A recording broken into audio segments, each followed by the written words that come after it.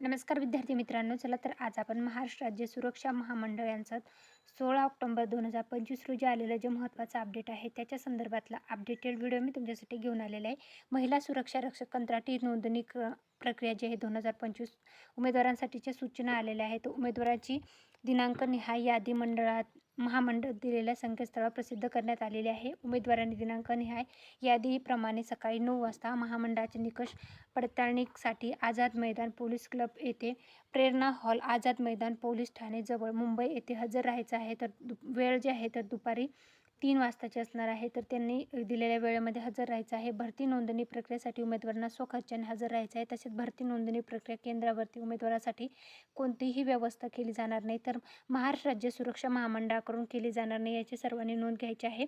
तर त्यांना बोलवण्यात आलेलं आहे. तर ते MSF भरती जी आहे तर त्याच्यामध्ये ज्या महिलांनी अर्ज केले होते कंत्राटी पद्धतीने जी भरती प्रक्रिया राबवली जात आहे तर त्याच्यासाठी बोलवण्यात आलेलं आहे. उमेदवारांनी 10वी आणि 12वी पास गुणपत्रक व प्रमाणपत्र, जन्म दाखला किंवा बोनाफाईड प्रमाणपत्र, शाळा सोडल्याचा दाखला, आधार कार्ड, पॅन कार्ड, आदिवासी प्रमाणपत्र, वाहन चालवण्याचा परवाना, मूळ प्रत सोबत आणायचे आहेत.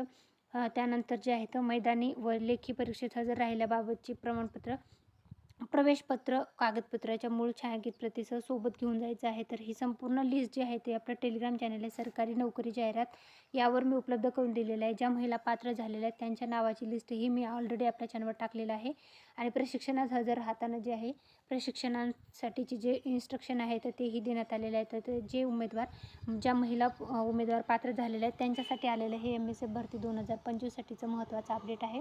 तर याचं PDF जे आहे तुम्ही टेलिग्रामवरून चेकआउट करा. व्हिडिओ आवडला असेल तर व्हिडिओ लाईक करा, चॅनलला सबस्क्राईब करा आणि याच्या व्यतिरिक्त तुम्हाला काही माहिती हवी असेल तर कमेंटमध्ये विचारायला विसरू नका. Thanks for the watching.